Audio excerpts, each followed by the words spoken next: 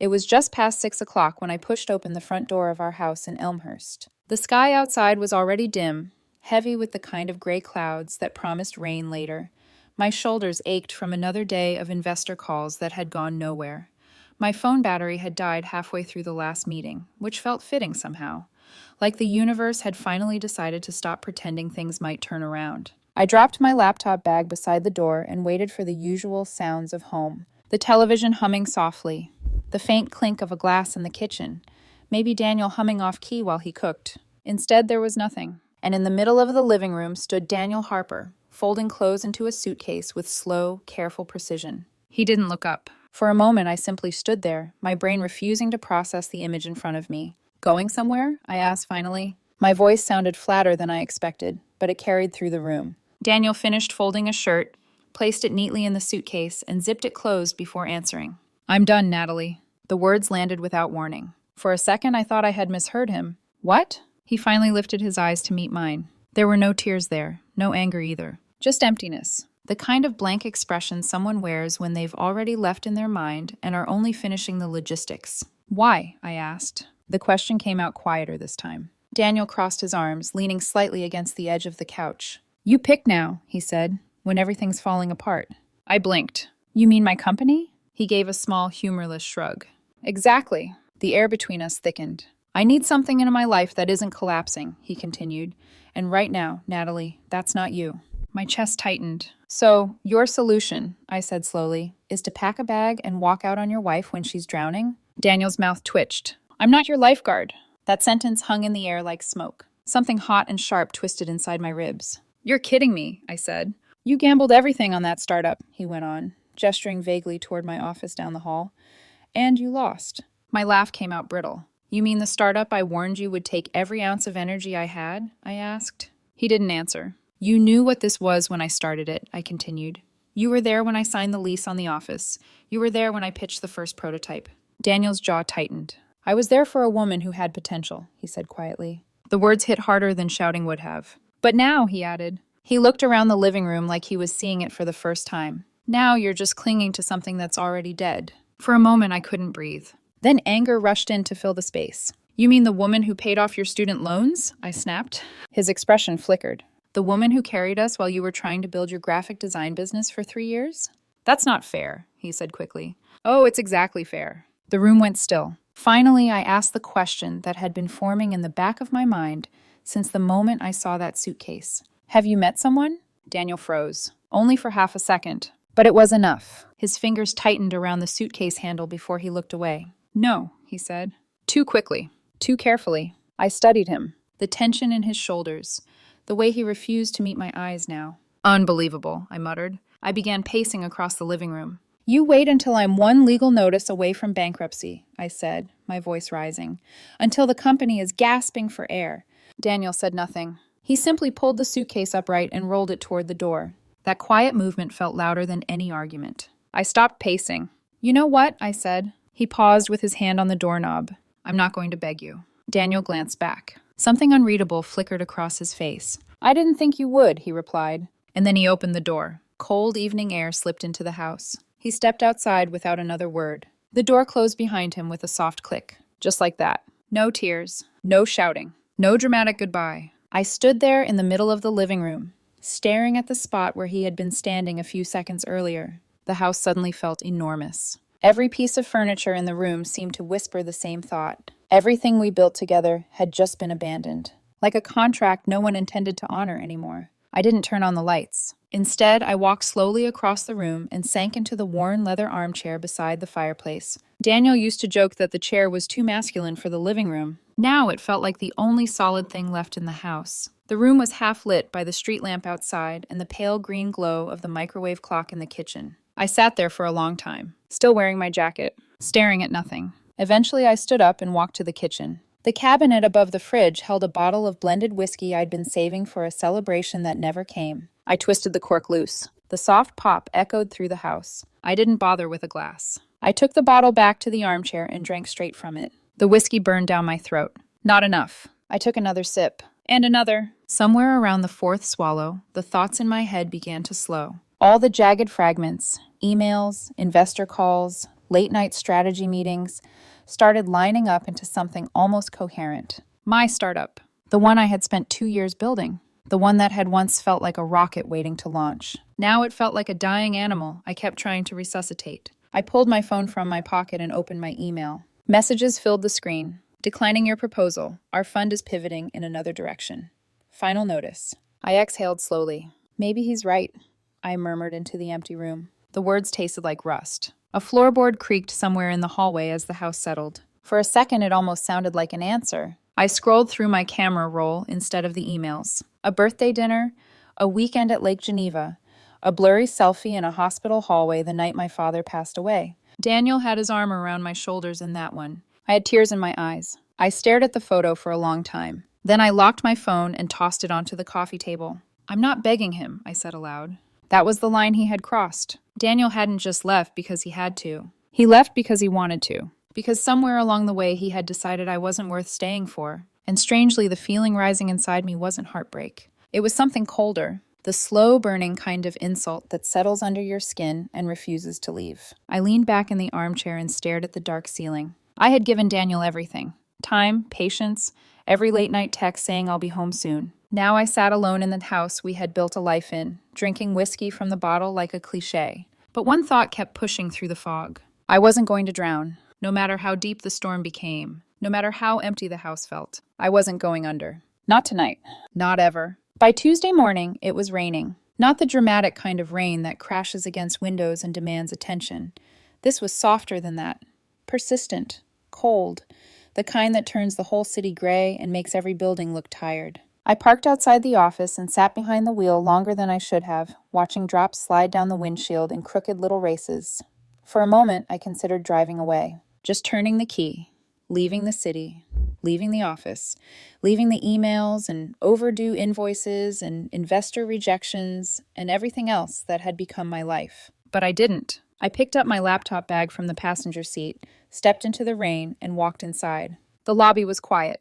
Too quiet. No receptionist chatter, no deliveries being signed for, no coffee smell drifting from the corner station downstairs, just the low electric hum of fluorescent lights and the faint squeak of my wet shoes on tile. I took the elevator to the 5th floor. When the doors opened, I heard my own footsteps echo. That was the first sign. Our office used to feel alive, not polished, not particularly impressive, but alive. There had always been movement.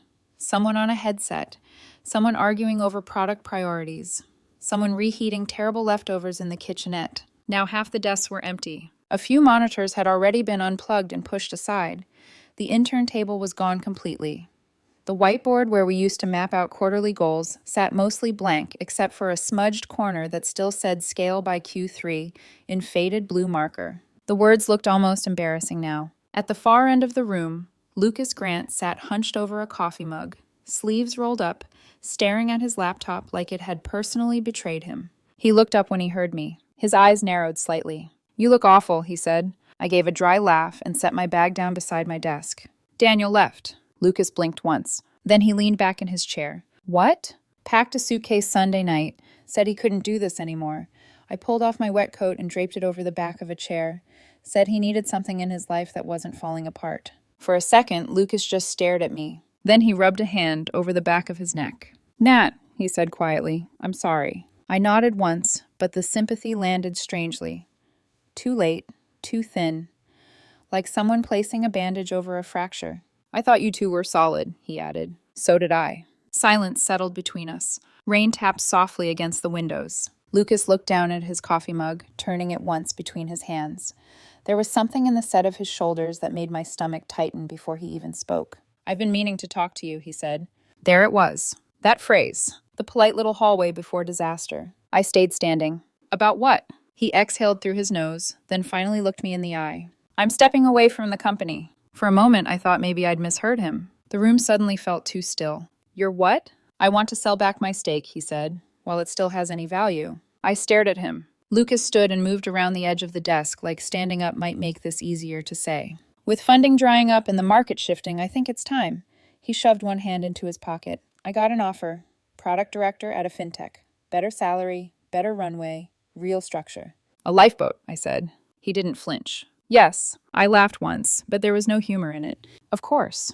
Natalie. No, go ahead, I cut in. Say the rest. Lucas's face hardened a little. We missed our timing, he said. You know that. We built the right thing in the wrong market, and then we ran out of room to be wrong. We built this together, I said quietly. I know. You told me we were in it together, thick and thin. I meant it when I said it.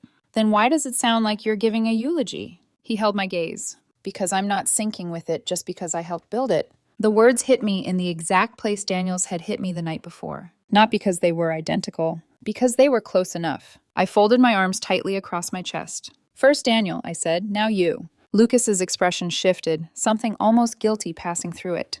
This isn't personal. That's the problem, I replied. It should be. The rain outside seemed louder now. He picked up a folder from his desk and set it down in front of me. I'll have the paperwork drawn up this week, he said. You'll get first option to buy back my shares. I'm not trying to screw you, Nat. I just want out clean. Out clean. The phrase made my jaw lock. Like this was a lease ending. Like this was just paperwork and signatures and not years of sacrifice rotting in plain sight. Lucas reached for his jacket. At the door, he stopped and turned back. For what it's worth, he said, I hope you land on your feet. Then he left. I stood in the center of the office for a long time after the door closed. The room looked the same. The whiteboard, the empty desks, the coffee rings on the conference table. But it felt different now, hollowed out, as if something had finally stopped pretending to be alive. I sat down at my desk and opened my laptop. 3 new emails, one from a vendor, one from our landlord, one from legal. I opened the legal notice first. My chest went tight by the third line. Past due obligations, failure to cure, final warning before escalation. I leaned back in my chair and closed my eyes. It was strange how quickly catastrophe could become administrative. No violin music, no dramatic collapse. Just a sequence of polite, professionally worded messages telling you your life was breaking apart. A few weeks later, I stood in a courthouse wearing the only decent suit I still owned. Charcoal gray, a little loose through the waist now. I had lost weight, though not in any healthy, triumphant way. It was the kind stress takes from you without permission. The courthouse itself felt exactly how courtrooms always feel. Cold, formal, overlit, as if human messes become easier to process under fluorescent lighting. Daniel was already there when I arrived. He looked composed. Not happy, not smug, just carefully put together. There was something infuriating about that. His lawyer sat beside him, flipping through a stack of documents with the detached confidence of a woman who billed in 6-minute increments. When our case was called, we stood. Daniel's lawyer spoke first. She laid it out cleanly. The jointly titled house, shared accounts, the car, Daniel's documented financial claim tied to early business funding and marital assets that had been routed into the company. Her voice was smooth and practiced. I barely heard half of it. I was too focused on Daniel standing there beside her, eyes forward, jaw set. The man who had once fallen asleep on my shoulder in the emergency room after my father died. The man who had once told me I made him feel safe. Now he looked like a witness to my ruin. My attorney leaned toward me and whispered, "We can contest the valuation." But I was already shaking my head. When the judge turned to me, I stood straighter. "Your Honor," I said before my lawyer could answer for me, "I'm not here to drag this out." The courtroom quieted. I could feel Daniel glance at me. I kept going. "He can have the house," I said. "I'll keep the car." My attorney turned sharply toward me, stunned. Across the room, Daniel's lawyer stopped writing. "All I'm asking," I continued, "is to keep the company and everything tied to it." The judge lifted an eyebrow. "The valuation suggests the company is operating at a significant loss." "Yes, ma'am," I said. "It is." "So why insist on keeping it?" "Because it was mine. Because if it died, I needed it to die in my hands. Because I had already lost too much to stand there and let someone split the last broken thing that still felt like it belonged to me." I swallowed. "Because whatever happens to it," I said carefully, "it's mine to rebuild or bury." The judge studied me for a long second. Then she nodded once. Daniel's lawyer whispered to him. He gave a small nod. The agreement was entered. The hearing moved quickly after that, as if the decision had taken all the real weight with it. When it was over, the judge dismissed us. I gathered my papers slowly. As I turned, Daniel looked at me for the first time all morning. There was something unreadable in his expression. Regret, maybe, or discomfort. Or maybe I just wanted there to be something there. I met his eyes. "For what it's worth," I said quietly. "I hope it was worth it." His mouth parted slightly, but no answer came. I walked out before he could find one. Outside, the sky was the same flat gray it had been for weeks. Nothing looked better. Nothing felt resolved. But as I stood on the courthouse steps with a file in my hand and almost nothing left to my name, one truth settled hard inside me. I had lost the house. I had kept the car. I had lost the man who said he loved me. But I had kept the one thing everyone else seemed ready to bury. And if it went down, it would go down with me standing over it. 3 days after the hearing, I was living out of my car. It wasn't something I had planned. Life just narrowed until that was what was left. The back seat held 2 neatly folded stacks of clothes. My laptop bag had become a portable filing cabinet filled with contracts, invoices, and the last scattered pieces of a company that was somehow still breathing. I parked wherever I could. A quiet grocery store lot one night, a dark residential street another. The mornings were the worst. You wake up stiff, disoriented, staring at a ceiling that isn't yours. Your phone buzzes with reminders for meetings that feel like ghosts of a life you used to have. I couch hopped for a couple of days. One night on a friend's sofa in Naperville. Another on the living room floor of an old coworker who kept apologizing. Every 5 minutes, like my existence in his apartment was some kind of inconvenience. By the third morning, I realized something uncomfortable. I was running out of places to park my pride. That afternoon, as I sat in the driver's seat answering emails with numb fingers, my phone buzzed. A message from Ethan Harper, Daniel's younger brother, the quiet one at family dinners, the one who always sat at the edge of the table, listening more than talking. The message read, "Hey, I heard about everything. If you need a place to stay, my couch is open. No pressure." I stared at the screen for a long time. Ethan and I had never been especially close, but he had always been kind in that quiet, unobtrusive way that didn't demand attention. Once, years ago, he had slipped me a note under the dinner table during one of Daniel's chaotic family gatherings. "You're the only reason these dinners are tolerable." I had kept that note because it was one of the few moments of uncomplicated kindness in that family. My thumb hovered over the keyboard. It took almost an hour before I finally replied. "Are you sure?" The answer came back 5 seconds later. "Absolutely." Ethan's apartment sat above a small florist shop on a quiet block in Joliet. When I climbed the narrow staircase and pushed open the door, the first thing I noticed was the smell. Cinnamon and fresh flowers drifting up through the floorboards. The apartment itself was simple but warm. Soft yellow lights, books stacked unevenly on a shelf, a worn couch covered with a thick blanket. A pillow had already been placed neatly at one end. Ethan stood in the kitchen doorway holding 2 mugs. He studied me for a moment. "You look like someone who either just got mugged," he said calmly, "or someone who hasn't slept in 3 days." "Bit of both," I admitted. That made him smile. It wasn't a big smile, just enough to soften the room. He handed me one of the mugs. "Coffee. Strong. Couch is yours," he said.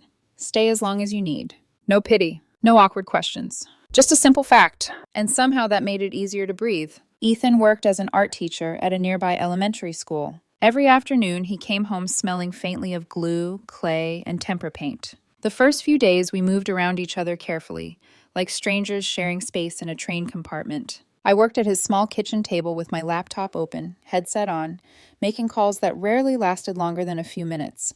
"Thank you for your time. We'll keep you updated. I understand." Most of the responses were polite refusals, but occasionally someone listened a little longer. Occasionally someone asked a second question. Those small cracks in the wall were enough to keep me going. Ethan never interrupted when I worked. He moved quietly through the apartment, making dinner or grading student drawings while music played softly from an old speaker near the window. One evening, about 2 weeks after I arrived, I closed my laptop and rubbed my temples. Ethan stood at the sink rinsing dishes. The warm yellow light from the kitchen lamp fell across his shoulders. "Ethan," I said. He turned slightly. "Yeah." I hesitated. "I know this situation is strange," I said carefully. "You letting your brother's ex live on your couch." He didn't look surprised. He simply turned off the faucet and dried his hands on a towel. "You're not Daniel's ex to me," he said. The simplicity of the statement caught me off guard. "Then what am I?" I asked. He leaned back against the counter. "You're Natalie," he said. "The woman who showed up to every family barbecue even when everyone else was arguing. The one who helped me move out of my dorm when Daniel forgot. The one who told me my terrible clay mugs actually had charm." I laughed softly. "They do have charm." Ethan shrugged. "See?" There was no performance in his voice, no hidden agenda, just quiet certainty. And something about that answer settled a restless part of my chest. Months passed, slowly at first, then faster. The company didn't collapse the way everyone expected it to. One afternoon, a mid-sized logistics firm in Indiana agreed to test our software. It wasn't a huge contract, but it was real. That single deal turned into another. Then 2 more, each one small. each one just enough to keep the lights on. I started sleeping in an actual bed again, instead of the couch. My clothes moved from a suitcase to a dresser drawer. Life began to feel less like survival and more like something steady. One morning, I opened my laptop and nearly dropped my coffee. The payment notification sat in my inbox. 6 figures. Our first real profit. For a long time, I just stared at the screen. Ethan walked into the kitchen, tying the sleeve of his paint-stained sweater. "What's that face?" he asked. "The kind of face," I said slowly, "that might finally afford furniture not purchased from Craigslist." He laughed. That night, I booked dinner at a rooftop restaurant overlooking the river, the kind of place with string lights and soft music and the quiet hum of city traffic below. Ethan showed up wearing a dark jacket that still had a faint dusting of chalk on the sleeve. "You look nervous," he said as we sat down. "I'm not nervous," I replied. I took a sip of cider and watched the lights flicker across the water. For a long moment, neither of us spoke. Then something inside me shifted. All the chaos of the past year, the betrayal, the courtrooms, the sleepless nights in a car, they suddenly felt very far away. I looked at him, really looked. The man who had opened his door when everyone else closed theirs. "I love you," I said. The words came out quietly. No rehearsed speech. No dramatic build-up. Just truth. "I love you, Ethan," I continued, "not because of what you did for me, but because of who you are." For a second, he looked stunned. Then his entire face lit up. "I've been waiting for you to say that," he admitted softly. And just like that, the world shifted again. But this time, it shifted forward. The next chapter of my life began quietly, which is why the past crashing back into it felt so violent. It happened late one afternoon. The office door slammed open hard enough to rattle the glass panels. I looked up from my desk. Daniel stood in the doorway. His hair was windblown, his face pale, and for the first time since I had known him, he looked afraid. "Nat," he said hoarsely, "we need to talk." Something cold settled in my stomach. I gestured to the chair across from me. "Then talk." He sat down slowly. His hands trembled. "I messed up," he whispered. I didn't say anything. Daniel dragged a hand across his face. "It was Lucas," he said, "and Olivia." The name meant nothing to me at first. Then he added quietly, "Olivia, the woman I dated before you." And suddenly the entire room felt smaller. I leaned back in my chair, studying him. Daniel looked nothing like the man who had walked out months earlier with calm indifference. His shoulders were tense now. His eyes moved around the room like he expected something to collapse at any moment. "Start from the beginning," I said. My voice sounded calm. Too calm. Daniel swallowed. "We were already talking before things started falling apart," he admitted. The confession hung between us. I didn't interrupt. Not because it didn't hurt. Because I had already suspected it. That hesitation the night he packed his suitcase. The half-second pause when I asked if there was someone else. I had known. I had just never said it out loud. Daniel rubbed his palms together nervously. "Olivia said she had connections," he continued. "She said she understood the tech space, that she could help fix things." "And Lucas?" I asked. Daniel's jaw tightened. "He introduced us." The pieces began sliding together in my head. Lucas leaving the company so suddenly. The lifeboat he'd mentioned. I folded my hands on the desk. "So let me guess," I said slowly. "The two of them had already built their own boat." Daniel looked at the floor. "Yes." Silence filled the room. Outside the office windows, traffic crawled slowly through the late afternoon streets. "How long?" I asked. "Months." My throat tightened, but I kept my expression neutral. Daniel finally forced himself to look at me. "He told Olivia everything," he said. "The client lists, the product roadmap, the investors you were pitching." My stomach dropped. "And you?" I asked quietly. Daniel's voice cracked. "I believed them." I let out a slow breath. "So while I was trying to save the company," I said, "you were helping them drain it." His shoulders sagged. "I didn't think it would go that far," he whispered. "Lucas said he was just preparing a backup plan." I almost laughed. A backup plan. That was one way to describe theft. Daniel continued quickly, desperation creeping into his voice. He started rerouting leads. Clients who contacted us suddenly disappeared. Olivia had set up a consulting firm on the side. They were moving contracts there. "And you didn't notice?" I asked. I noticed too late. I stared at him. The man who once knew every detail of my life now looked like a stranger sitting across from my desk. "What changed?" I asked finally. Daniel hesitated. Then he answered with brutal honesty. "They cut me out." I leaned back slightly. "Of course they did." He nodded miserably. "Lucas didn't need me anymore once the clients were moving." "And Olivia?" Daniel's laugh was hollow. "She said I was emotionally complicated." For a long moment, neither of us spoke. Finally, I said, "So why are you here?" Daniel's eyes filled with something that looked dangerously close to regret. "Because it's all going to come out soon," he said quietly. I frowned. "What do you mean?" "There's an investigation starting," he explained. Some of the clients realized they were being billed twice. Lucas tried to cover it with shell accounts. He leaned forward. I wanted you to hear the truth from me first. The room felt colder. I stood up slowly and walked to the window. Below us, the city moved on as if nothing had happened. Cars honked. People crossed intersections. Life continued. Behind me, Daniel's voice trembled. I'm sorry, Natalie. I closed my eyes for a second. The words sounded familiar. Too familiar. Then I turned back to face him. You didn't destroy everything by yourself, I said. Daniel looked hopeful for half a heartbeat. Then I finished the sentence. But you left when I needed you most. The hope disappeared from his face. Tears slid down his cheeks. I loved you, he whispered. I studied him carefully. I believe you, I said quietly. Daniel's head lifted slightly. Then I added, you just loved yourself more. The words landed like a door closing. Daniel lowered his gaze. After a moment, he stood slowly. Ethan's good to you, he said. The statement surprised me. You noticed that? Daniel gave a tired smile. It's hard not to. He walked toward the door. His hand rested on the handle for a moment. I really am sorry, he said again. Then he left. 2 days later, I called a lawyer. Her name was Harper Knox. Sharp mind, ruthless reputation. When I finished explaining everything over the phone, she paused only a moment. Meet me Monday, she said. By Friday, she had built a case. Evidence stacked quickly. Email trails, duplicate invoices, client testimony. Lucas hadn't just sabotaged my company. He had stolen from it. The lawsuit moved forward quietly. No media circus. No headlines. Just paperwork and preparation. The day of the hearing arrived sooner than I expected. Lucas sat across the courtroom wearing a navy suit that fit him far better than it used to when we worked together.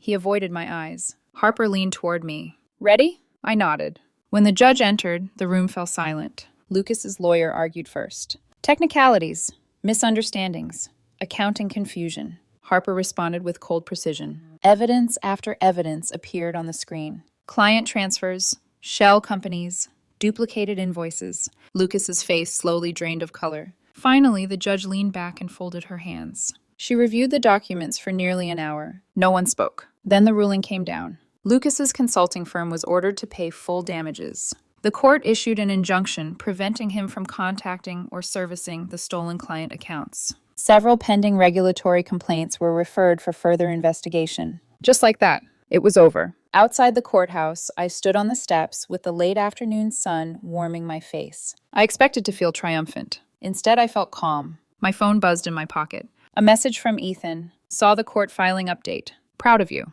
I smiled. For the first time in a long time, the future didn't feel like something I had to fight. It felt like something I could finally walk toward.